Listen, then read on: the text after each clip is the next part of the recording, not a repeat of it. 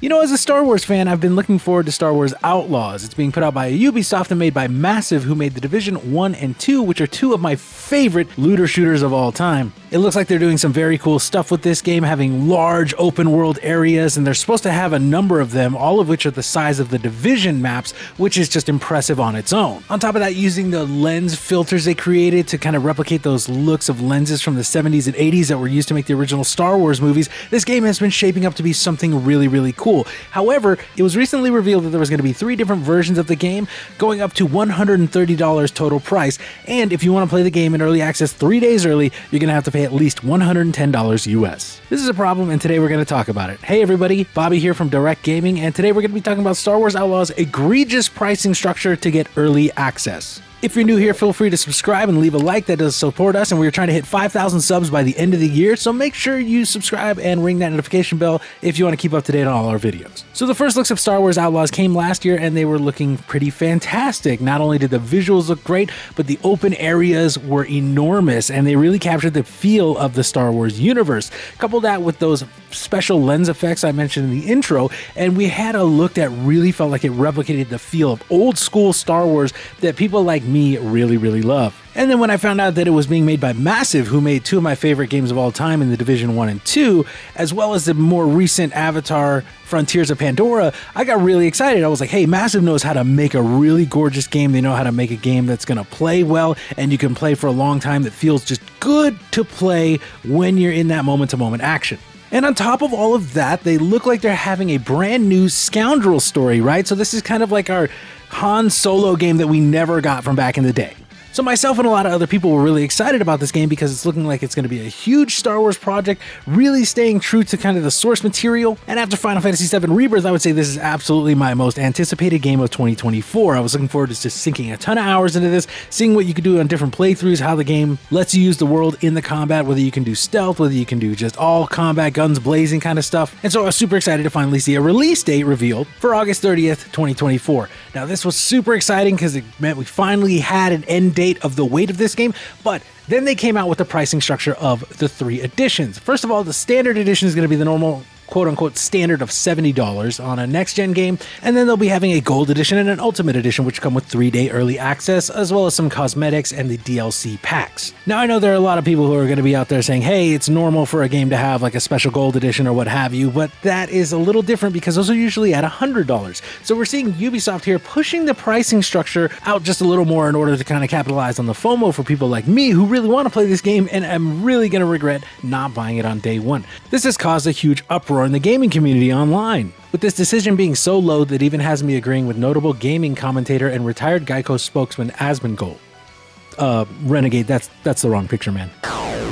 Now look, I personally love Massive. I love the work that they do. The games that they make are great. I haven't played Avatar yet, but I've put hundreds and hundreds of hours into each Division game, probably getting close to 1,000 each. I know that they create great games. They absolutely do. There's no one who can deny that. Even Avatar, which people were thinking was going to be really mid, was, received a little better than I think people thought. However, I don't really see this as anything other than Ubisoft trying to capitalize on the Star Wars IP to make an extra few dollars off of people who cannot help themselves but to get this to play that 3 days early. Another thing that's really bugging me about this whole situation is that there appears to be a mission that will be locked specifically to the gold and ultimate editions of the game, which is extremely fucking uncool. It was uncool when Hogwarts Legacy put one of the coolest missions in that game exclusively on PlayStation, but at least it didn't make you pay $110 just to access it. Another thing is that the gold edition is going to be costing $110 and the Ultimate Edition is going to be costing $130. And for those kind of prices, I've gotten games with collector's editions where I get physical items that I can keep on my walls or on my shelves. Here, you get nothing. I did not mind in 2022 paying $250 for the God of War Ragnarok edition because I got a sweet-ass Mjolnir that sits in one of the Knowledge Keeper shrines from the game, and it sits on my shelf and it looks awesome. No matter what happens to any licenses or anything like that, I get to keep that forever. Here, you just get some digital cosmetics and a digital art book. Now, to play devil's advocate, I do want to say that there are going to be 2 unannounced DLCs for this game that will be included in these editions. However, because we don't know the size or the scope of them, I think it's kind of unfair to ask an extra $40, which is 50% of the game price, up front for them. Final Fantasy 16 had a pack of 2 DLCs, and those cost $25 together. The first one being kind of short, but the second one was supposed to be substantially longer with a new icon that you can get, new abilities, and a whole new little story section that you can play through. I think before asking for this kind of money, Ubisoft really needs to be upfront and forward with the size and scope of this DLC. Should it add 6 to 8 hours for each one? If so, then maybe I can justify that. If it's going to add more than that, then I can absolutely justify that. Right? If you were to tell me that each one of those DLCs is going to add 20 hours of content, I'd go, okay, you know what? That's worth $20 for each DLC, and then maybe I can consider this price. But right now, all we really know is that for the Gold Edition, you're basically paying over half the price of the game for early access and some quote-unquote promised DLC.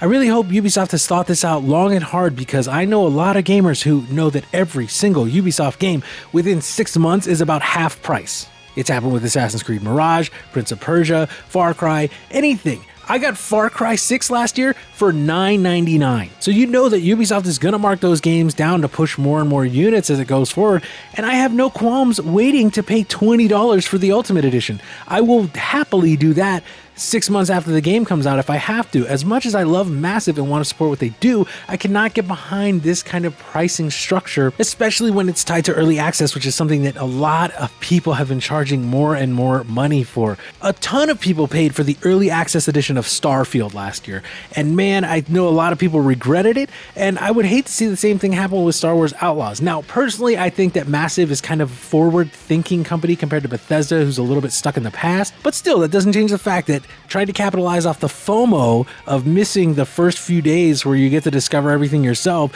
is a really, really shitty tactic that a lot of these companies have turned to using in order to exploit more and more money from consumers. And I feel like this is one of those times where Ubisoft is going to find out the hard way that they really, really overstepped here. They're going to have a lot of people who are just turned off in general, like me. I'm kind of just turned off the game now in general. Like, I want to play it still. It looks fantastic, but I don't want to play it day one anymore. And one of the last things for me is really I'd have to wait to see how this game is going to do anyway, because Massive really does make cutting-edge games. They look fantastic. Avatar: Frontiers of Pandora looks incredible. It's one of the best-looking games I've seen since probably Horizon Forbidden West, but it also suffered from really poor performance on a console. And personally, for me, this kind of game, this third-person kind of shooter game, I love to play those on a console, to kick back, play it on the big TV, play it with my DualSense and kind of enjoy the whole spectacle of everything, really let it sink in, as opposed to sitting at the computer, doing it on my monitor, which I do for like FPS games and stuff. But if I don't hear that this has fantastic performance on the PlayStation 5, I probably won't buy it anyway, at least for a while. All this is to say that Ubisoft and Massive are kind of overplaying their hand here. I know they have a hot IP with Star Wars. Star Wars is always going to sell a decent amount of copies, and Massive makes fantastic games, but asking for so much money for so much uncertainty from a product